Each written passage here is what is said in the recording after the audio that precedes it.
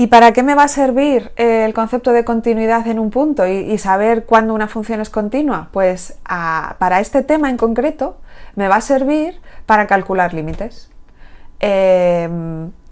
¿Por qué? Porque si nosotros sabemos que una función f es continua en x0, entonces sabemos calcular el límite de la función en x0 y sabemos que el resultado va a ser el valor de la función en ese punto. Porque esto es lo que se tiene que verificar para que la función sea continua en x0, que esté definida la función, que exista su límite y que los dos valores coincidan. Vale, y quiero dejar una cosa bien clarita antes de seguir. Nosotros hemos visto que a partir del concepto de límite se define el concepto de continuidad de una función. Y ahora estamos viendo que estamos calculando límites con funciones que son continuas. Es decir, podríais pensar que estoy haciendo esto, que estoy definiendo de nuevo la continuidad con el límite, de forma que realmente esto es algo recursivo. Vale, esto no es así, yo no estoy haciendo esto, ¿ok? Yo no estoy haciendo esto para nada. Yo lo que estoy haciendo solamente es, si yo ya sé que una función es continua, en un cierto punto, entonces yo ya sé calcular su límite, ¿vale? Pero yo no puedo decir, si yo no sé que la función es continua, pues entonces yo no puedo hacer esto. Yo no puedo decir que el límite de la función es ese.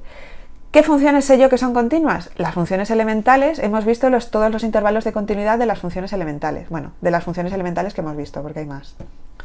Hay gente que en su momento se demostró que las funciones eran continuas calculándose todos estos límites, ¿vale? Y comprobando que el límite era igual a esto. Es decir, lo que hicieron fue, para las funciones elementales, dijeron, me voy a calcular esto de aquí, ¿vale? Voy a demostrar que esto se verifica si yo encuentro un x menos x0 menor que delta. Y esto lo hicieron para todos los x0 que pudieron, ¿vale? Y entonces vieron que en algunos casos la función era continua y en otros casos no, ¿vale? Pero si observaban esto, que ellos podían encontrar un delta a partir del cual un entorno de x0 dentro del cual se verificaba esto para todos los puntos de ese entorno, pues entonces ya habían demostrado que la función era continua, porque esto es lo que donde antes poníamos el límite, ¿vale? Así que si nosotros estamos diciendo que el límite es f de x0, pues estamos haciendo esto de aquí. Vale, esto es lo que nosotros no vamos a hacer. Nosotros no vamos a hacer esto. Hay alguien que ya lo hizo en su momento, ¿vale? Así que nosotros no vamos a repetir eso. Y bueno, digamos que los ejemplos que hice antes, uno de ellos en concreto, cuando calculé el límite, cuando x tendía a 2 de x al cuadrado y comprobé que efectivamente este límite daba 4, lo hice con la definición de epsilon delta. Bueno, pues esto simplemente era un ejemplo para que vieseis cómo se calculaban límites, pero realmente nosotros no vamos a calcular los límites así, sino que los vamos a calcular a partir de la continuidad de funciones, pero siempre que ya sepamos previamente que la función es continua. Si nosotros no sabemos si la función es continua, no podemos utilizar eso para poder calcular el límite. Vamos a ver algún ejemplo. A ver si, bueno, supongo que ha quedado más o menos claro, pero nunca se sabe. Tenemos, en este ejercicio me piden que calcule los siguientes límites. Me piden que calcule el límite cuando x tiende a menos 2 de x cuadrado menos e elevado a x más 3. Vale, para calcular este límite lo que voy a utilizar es la continuidad de funciones. A mí me han dicho antes que la composición de funciones continuas es continua, ¿vale? Siempre que no haya problemas en la composición, problemas con los dominios y con la continuidad. Y también me han dicho que las operaciones algebraicas entre funciones continuas dan lugar a una función continua, ¿vale? ¿Qué funciones tengo aquí? Pues tengo x cuadrado, que es una potencia. Así que eso ya sabemos que es una función continua en todos los números reales. Una potencia positiva, cuidado. Así que yo ya sé cuál es este límite. Perdón, yo ya sé que x al cuadrado es una función continua. Por otro lado, aquí tengo una composición de funciones continuas también. Tengo la exponencial, elevada a x es una función continua en todos los reales, y x más 3 es una función afín que también es continua en todos los reales. Por lo tanto, la composición de las dos funciones también va a ser una función continua. Cuando yo resto estas dos funciones de aquí, me sale una función continua, ¿vale? Porque la resta de funciones continuas también es continua.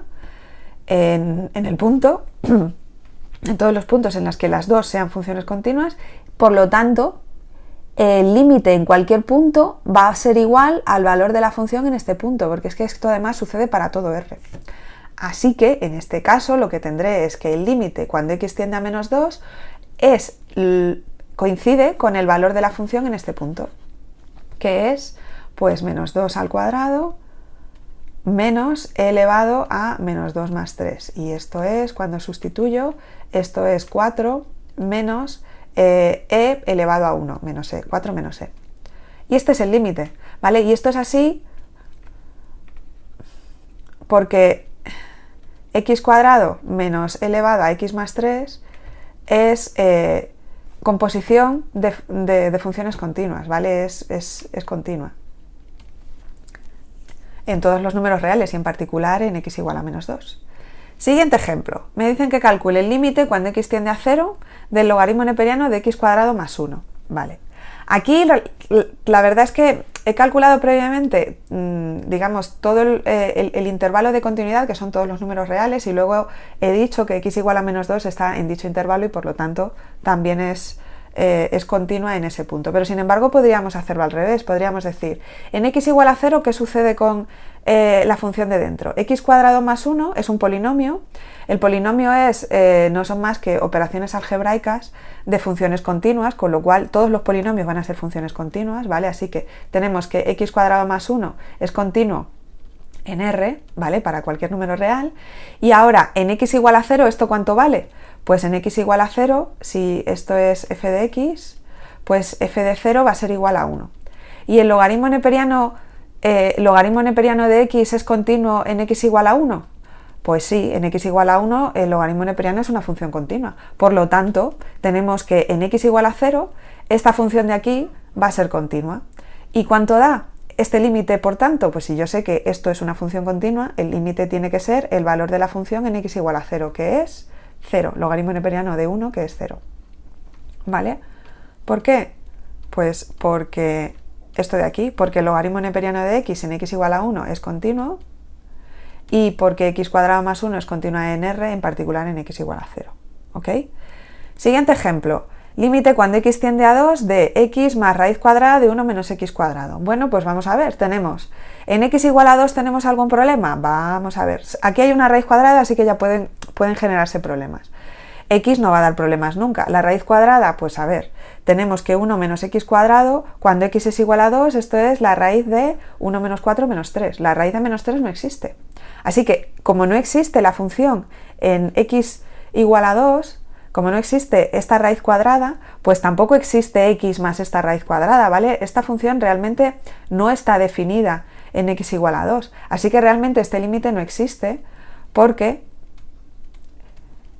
la raíz cuadrada de 1 menos x cuadrado no está definida o no pertenece al dominio de la función, ¿vale? No está definida en x igual a 2, o es lo mismo que decir, ¿vale?, que x igual a 2 no pertenece al dominio de la función, donde esto de aquí es f de x, ¿vale? Vamos a hacer que esto sea f de x, ¿ok? Bueno, pues así es como vamos a resolver la gran mayoría de los límites.